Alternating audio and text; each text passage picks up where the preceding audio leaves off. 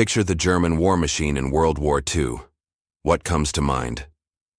Probably the sleek, terrifying efficiency of Panzer tanks, the roar of Stuka dive bombers, and the Blitzkrieg, the lightning war that seemed to conquer Europe with unstoppable mechanical force. This image of a fully mechanized army has been burned into our collective memory. But what if I told you that this image is largely a myth? That the true engine of the Wehrmacht, the real workhorse of the German army, wasn't steel and diesel, but flesh and blood? It's a startling fact, but throughout the war, Nazi Germany relied on an astonishing number of animals. We're talking about over 2.7 million horses and mules. That's right, in an age that we associate with industrial warfare, the German army was, in reality, the most horse-powered army in the conflict. While the panzer divisions were indeed the cutting edge, the tip of the spear, they were a tiny fraction of the whole. Behind them, the vast majority of the Wehrmacht moved at the pace of a horse-drawn cart. So, why this massive discrepancy between the myth and the reality? It all boils down to industrial capacity and logistics. Germany, despite its military prowess, simply couldn't produce enough trucks and armored vehicles to motorize its entire army.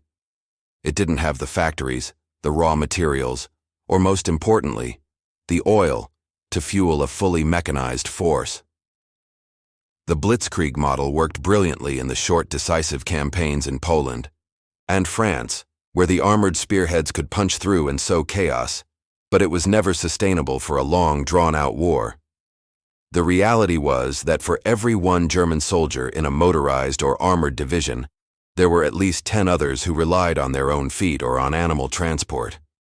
What exactly did these millions of horses do? They were the backbone of German logistics. Imagine the scene. Endless columns of horses, straining to pull heavy artillery pieces into position, dragging wagons piled high with ammunition, food, and medical supplies. They were the equivalent of the modern-day supply truck. Each German infantry division, the standard unit of the army, officially had over 5,000 horses on its roster. They pulled field kitchens, carried radio equipment, and evacuated the wounded. In a very real sense, the German army couldn't fight without them. The thunder of the guns was often preceded by the quiet clip-clop of hooves. However, relying on animals in a 20th century war came with severe limitations. Horses are not machines. They are slow, making the army vulnerable to faster, more mobile enemies. They require enormous amounts of fodder and water.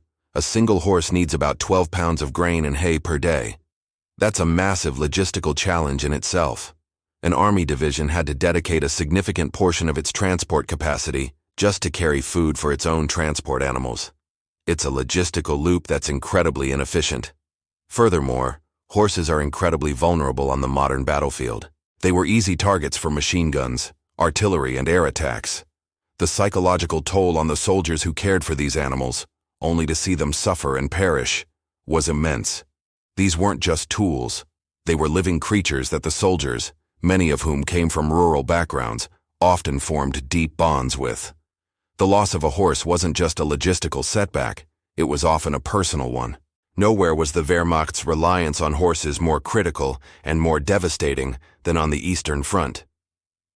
When Germany invaded the Soviet Union in 1941, the war changed dramatically. The vast, open steppes and the sheer scale of the territory swallowed armies whole. Then came the weather.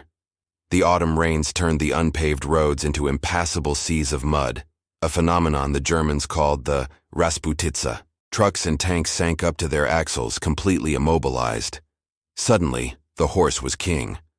Horse-drawn carts and sleighs were the only things that could reliably move through the muck, and later, the deep snow and bitter cold of the Russian winter. In these brutal conditions, horses became the lifeline of the German army, but they also suffered terribly. They perished by the hundreds of thousands from exhaustion, starvation, and the extreme cold. It's estimated that during the winter of 1941-42 alone, the Germans lost over 179,000 horses. These staggering losses were impossible to replace and dealt a crippling blow to the Wehrmacht's mobility and supply system, from which it would never fully recover. The struggle on the Eastern Front wasn't just a battle of tanks and soldiers, it was a battle of survival for millions of animals caught in the crossfire. Now let's contrast this with the Allied powers, particularly the United States. By the time the U.S. entered the war, it was an industrial powerhouse with a fully developed automotive industry. The American Army that landed in Normandy in 1944 was almost completely motorized. The famous Red Ball Express, a massive convoy system of trucks, could supply the advancing armies with incredible speed and efficiency. For every one horse the U.S. Army used, it had dozens of trucks, jeeps, and half-tracks. The British were similarly mechanized. This logistical superiority was a decisive factor in the war. The Allies could move faster, supply their troops more effectively, and maintain a pace of operations that the horse-bound German army simply couldn't match. In the end, the 2.7 million horses of the Wehrmacht tell a hidden story of the Second World War. They are a powerful symbol of Germany's fundamental logistical weakness. The myth of the all-conquering high-tech Blitzkrieg machine masks a much more archaic reality, an army tethered to the limitations of animal power. It highlights the fatal gap between Hitler's ambitious strategic goals and Germany's actual industrial and resource capacity. The war machine that was supposed to be a marvel of modern engineering was, in fact, running on horsepower, and in a long, grueling war of attrition, that was a race it was destined to lose. The story of these forgotten engines of war is a crucial reminder that battles may be won by tactics and courage, but wars are won by logistics. Thanks for joining me on this deep dive into a lesser-known aspect of World War II history. It is a fascinating example of how the popular image of historical events can sometimes hide a more complex and revealing truth. If you found this story as compelling as I do, please hit that like button and consider subscribing to the channel for more historical explorations. We love having you here. See you in the next one.